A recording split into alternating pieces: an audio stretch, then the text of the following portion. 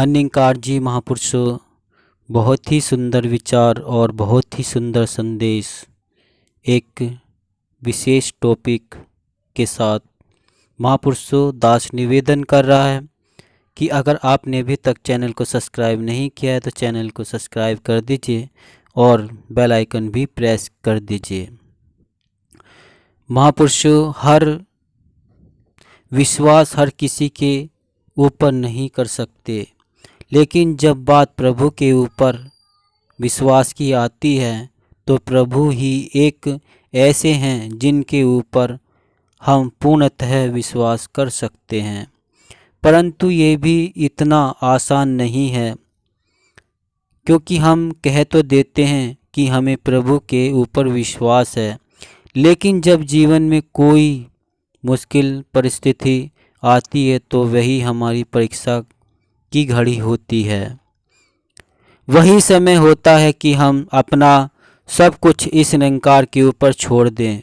इसे पता है कि हमारे लिए क्या अच्छा है और क्या बुरा है। आदर्श स्थिति तो यही है कि हमें प्रभु की रजा में रहना आ जाए और इस निरंकार प्रभु पर विश्वास रखे कि ये हमारे लिए जो भी करेगा हमारे लिए वह ही अच्छा होगा। महापुरुषों, हमारा विश्वास दुनियावी सुखों के ऊपर आधारित न हो। ऐसा ना हो कि जो कोई इच्छा पूरी नहीं हुई तो हमारा विश्वास सतगुरु और निरंकार के ऊपर से डगमगा जाए। परीक्षा की घड़ी में भी इसने ही शक्ति देनी है। ये जो करेगा उसी से हमारा भला होगा। बस हमें इसकी रजा में रहना आ जाए। हमारा विश्वास अटल है तो वहीं से हमारी सच्ची भक्ति शुरू होती है। भक्ति करने के लिए जरूरी है प्रभु की जानकारी। महापुरुषों, बिना प्रभु को जाने न तो हमारी भक्ति पूरी होती है और न ही हमारा विश्वास दृढ़ होता है। बिना प्रभु को जाने वह किसी भक्ति कर रहा है ये तो उसे भी नहीं मालूम। ये तो अंधेरे में तीर चलाने जैसा है। सच्ची भक्ति प्रभु को जानकर इसका पूरी तरह होकर ही जाने वाली भक्ति है। संसार में हम कोई भी अपने अपने तरीके से भक्ति कर रहा है। हर किसी की भक्ति करने का तरीका अलग है। अगर हम भक्ति सिर्फ दुनिया की सुख समृद्धि व धन दौलत के लिए कर रहे हैं तो हमारी भक्ति पूर्ण नहीं है। अगर हम अपनी मन्नतों और इच्छाओं की पूर्ति के लिए भगवान को खुश करने की कोशिश करते हैं तो वो सिर्फ भक्ति शारीरिक स्तर तक ही सीमित रह जाती है।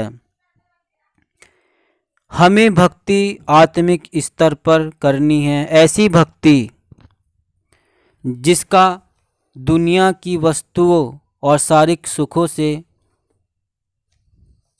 कुछ लेना देना न हो, जिसका केवल आत्मा और परमात्मा से संबंध हो। शरीर से ऊपर उठकर भक्ति करना ही सच्ची भक्ति है, क्योंकि हमें भक्ति करने के लिए किसी विशेष स्थान या पहरावे की आवश्यकता है।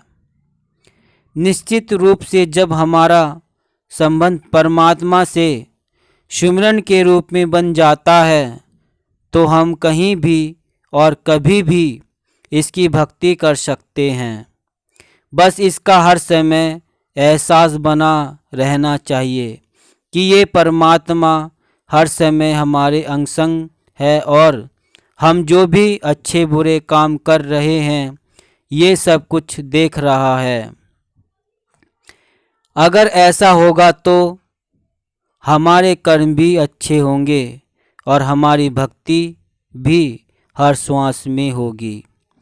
जब हर पल इस निरंकार का एहसास बना रहेगा तो अपने आप ही हम आनंद की अवस्था में आ जाएंगे। महापुरुषों, आनंद क्या है? आनंद मन की अवस्था है, न कि जिंदगी का एक पहलू। ऐसा नहीं कि आज हम आनंद में हैं, लेकिन परिस्थिति उलट जाए तो हमारा आनंद चला जाता है। जैसे कि आप किसी बहुत भीड़ वाली ट्रेन में सफ़र कर रहे हो, आपको धक्का भी लग रहा हो, लेकिन आपको उसका असर नहीं हो रहा हो, क्योंकि आप मोबाइल पर भजन सुन रहे हैं या परमात्मा के सुमरन में लगे हैं। ऐसी स्थिति में बाहरी अथवा अवस्था आपके मन के ऊपर उतना हावी नहीं होती। सुख आनंद नहीं है। सुख दुख तो हमारी जिंदगी का हिस्सा है जो आते जाते रहते हैं, लेकिन आनंद चित्त की वह निर्मल अवस्था जो सुख न होने पर भी कायम रहती है। आनंद बाहरी वस्तु के ऊपर निर्भर नहीं है। आनंद अंतरात्मा से आता है। जब आत्मा परमात्मा से जुड़ी रहती है तो आनंद की अवस्था आती है। आनंद हमारे मन में स्थिरता और शांति लाता है।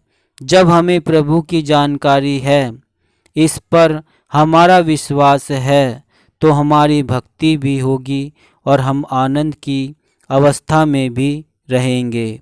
तो महापुरुषों, हम जो भी वार्तालाप चर्चा इस गुरु की, इस निरंकार की समक्ष आपके साथ रखते हैं, तो महापुरुषों जो सुनते हैं उन्हें भी सुख प्राप्त होता है और जो बोलते हैं उन्हें भी सुख प्राप्त होता है।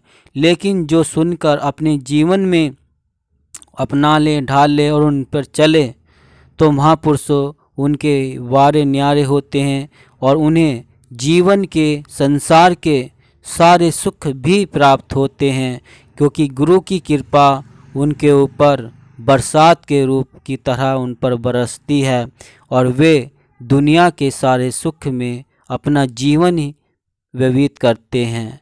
तो महापुरुषों, दास बस इतना ही आपके समक्ष रख रहा है।